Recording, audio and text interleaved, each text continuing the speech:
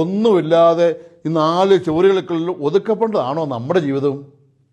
അതുകൊണ്ട് മുതിർന്നവരോടാണ് ഞാൻ സംസാരിക്കുന്നത് ഇന്ന്.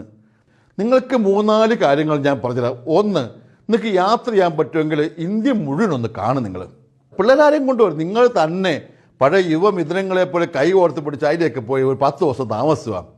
കുറച്ചും കൂടെയൊക്കെ സാമ്പത്തിക സൗകര്യം ഞാൻ പറയും യൂറോപ്പ് ഒക്കെ ഒന്ന് പോയി കാണും. 60 വയസ്സ് കഴിഞ്ഞാൽ വിസ കിട്ടാനൊന്നും വിഷമില്ല. അമേരിക്കയൊക്കെ ഒന്ന് പോയി കാണും. ഈ ലോകത്തിലെ വിശാലത കാണട്ടെ. ഞാൻ പറഞ്ഞു വെക്കും. രണ്ടാമത് ഞാൻ പറഞ്ഞു വെക്കും, നിങ്ങൾക്ക് രസകരമായ കൂട്ടുകെട്ടുകൾ വളർത്ത്. നിങ്ങളുടെ റിലേറ്റീവ്സ്, അയൽവക്കാർ, നല്ല ആൾക്കാർക്ക് പോയി വർത്തമാനമൊക്കെ പറഞ്ഞ് കുറച്ച് ചിരിച്ച് കളിച്ച് ജീവിതം ആസ്വദിക്കും. എന്നീ മക്കളെ ഓർത്ത് മോനെയും മോളെ ഓർത്ത് പറഞ്ഞ് ഈ രോഗം പഠിച്ച് എന്തിനായി പ്രമേഹത്തിൻ്റെയും പ്രഷറിൻ്റെ അടിമയാണ് നിങ്ങൾ? എന്തിനായി ഉള്ള ഗുളിക മുഴുവൻ കഴിച്ചു തീർക്കുന്നത്?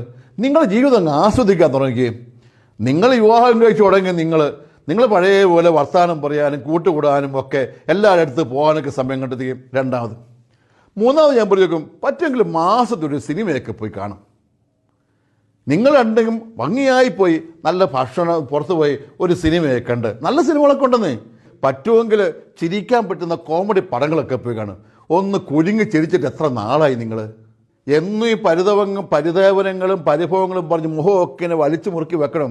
ഒന്ന് ചിരിക്കത്തില്ലേ?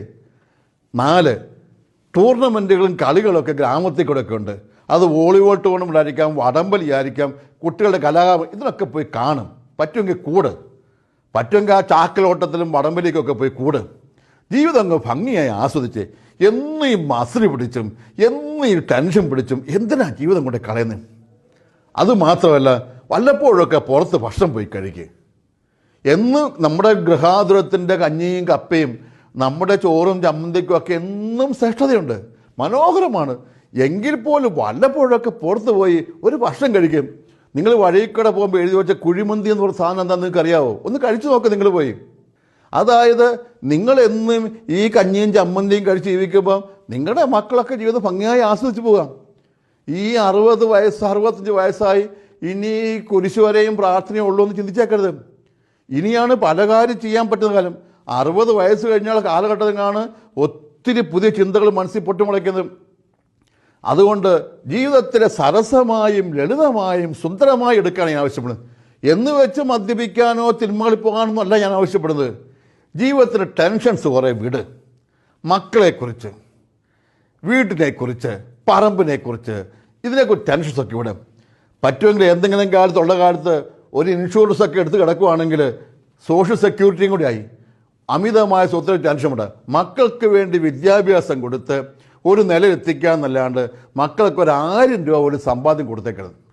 ഓരോ ചെടിയും സ്വന്തം വേര് വല്ലരി കൊണ്ട് വെള്ളം വലിച്ചെടുത്ത് പൂ വിരിയിക്കണം. വേറൊരു പൂ കൊണ്ടുവന്ന് വെച്ചാൽ പൂ അധികാരം നിൽക്കില്ല. മക്കൾ ഓരോരുത്തരും കഷ്ടപ്പെട്ട് അവരുടെ നിലവാരങ്ങൾ എത്തിക്കൊള്ളും. നിങ്ങൾ ഒരു പരിധിക്കപ്പുറം മക്കൾക്ക് ടെൻഷൻ പിടിക്കരുത്, മക്കൾക്ക് ഉണ്ടാക്കി കൊടുക്കരുത്. നിങ്ങൾ ഓർത്ത് നോക്കി, നിങ്ങൾക്ക് എവിടെയൊക്കെ പോകണമെന്ന് ആഗ്രഹമുള്ളത്? എത്ര കാലം ഉണ്ടാവും ഈ ഭൂമിയിൽ? കാണാൻ തോന്നുന്ന സ്ഥലങ്ങളിലൊക്കെ നിങ്ങൾക്ക് ഇപ്പോഴും ചെറുപ്പമാണ്. ജീവിതം ആസ്വദിക്കാൻ തരാം. ഉത്തരവാദിത്തങ്ങളുടെ കാലഘട്ടങ്ങൾ കഴിയാൻ. അതുകൊണ്ട് നിരാശപ്പെട്ട് കുറച്ച് കഴിയുമ്പോൾ ജീവിക്കാൻ പറ്റിയില്ല, ഒന്നും നേടാൻ പറ്റിയില്ല എന്ന് പറഞ്ഞ് പരിഭവിക്കരുത്. ഈ ഭൂമി സന്തോഷകരമായ മനോഹരമായ ഭൂമിയല്ലേ? ആളുകളൊക്കെ എത്ര നല്ലവരാ.